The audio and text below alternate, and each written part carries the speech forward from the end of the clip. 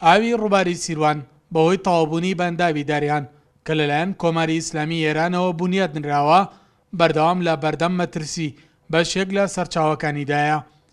بە پێی راپۆرتە نێودەوڵەتیەکان لە 60 ئاوی سیروان کەم دەبێتەوە، ئەمەش زیان بە ملیۆنان هاوڵاتی عێراق و هەرێمی کوردستان ئەگەێنێت، چونکە ئێستا ئاوی ڕووباری سیروان بۆ کەرتی کوشتتوکاڵ و سامانی ماسی و پرۆژەی ئاوی خواردنەوە و بەدەستێنانی وزەی کەرەبا سوودی لێ دەبینرێت، چ لە هەرێمی کوردستان بێت یا لەو بەشەی کە دەڕژێتە ناو ئاوی دیجلەوە. پرۆژەی ئاوی هەڵەبجە لەسەر ئەو بەنداوەیە و لە ڕێی بەنداوی دەربەنی خانەوە ڕێژەیەکی باش کارەبا بەرەمێنرێ و ناوچەکانی گەرمیان و خانەقین و ئەوانە تا ڕادەیەک سوودی لێ ئەبین بۆ ئاودێری. بێگومان کەمبوونەوەی ئەو ئاوە ئەبێتە هۆی ئەوەی کە ئەو لایەنانی کە باسم کرد زەرمەند بن لە ئایندەدا.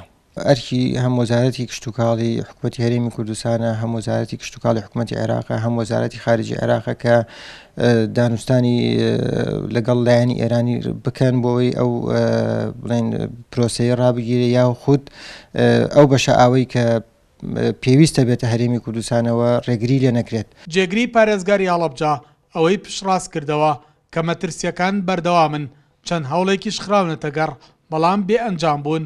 بە پێی بەدواداچوونەکانی ئێمە تاوەکو ئێستا مەترسیەکان یا گومانەکان هەرلا نەچووە، لەبەرەوەی ئێمە کە پەرلەمانی عێراق و وەزارەتی کشتتوکاڵمان لێ ئاگدار کرد بە هەمان شێوە نووسنگەی پەرلەمانی عێراق لە هەڵەبجە پەرلەمانی ئاگدار کردووە کۆمەڵێک نووسراو کە ئێستا لە بەردەستی ئێمایە نزیکەی 6 نووسراوە کە کراوە بۆ سەفارەتی عێراق لە تاران و سەفارەتی ئێران لە بەغدا و بۆ لیژنەی کشتتوکاڵی و سەرچاوەکانی ئاو لە پەرلەمانی ئێران و عێراق.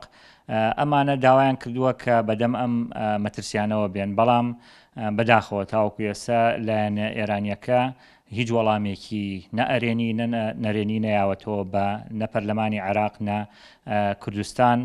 لە ماوەی پێشوودا لیژنەی کشتتوکاڵی پەرلەمانی کوردستان سەردانی حکوومەتی عێراقیان کرد بە پێی ئەو زانیاریانەی دەستکورسات نیوز کەوتووە لەگەڵ هەریەک لە سەرۆک کۆمار و وەزیری سەرچاوەئاویەکانی حکوومەتی عێراق و پەرلەماندا بۆ پرسی مەترسیەکانی بەنداوی داریان گفتوگۆ کراوە. بڕیار دراوە لەسەر ئاستی وەزارەتی دەرەوەی عێراق بە دوواداچوون بۆ ئەم مەترسیە بکرێت لە ئەگەری ئاوکاری نەبوونی کۆماری ئیسلامی ئێران لە بەرنەدانەوەی ئاو بۆ ناو سەرچاوەئاویەکانی هەرێم. وەزارەتی سەرچاوەئاویەکانی عێراق سکاڵا تۆمار دەکات لە ناوەندە جیهانیەکان، بەڵام بە پێی ئەو زانیاریانەی کە دەستکورسات نیوز کەوتووە تاوەکو ئێستا هیچ وەڵامێک لەلایەن کۆماری ئیسلامی ئێرانەوە نییە و مەترسیەکانیش بەردەوامن. سەلاح جەمیل، کورسات نیوز، هەڵەبجە.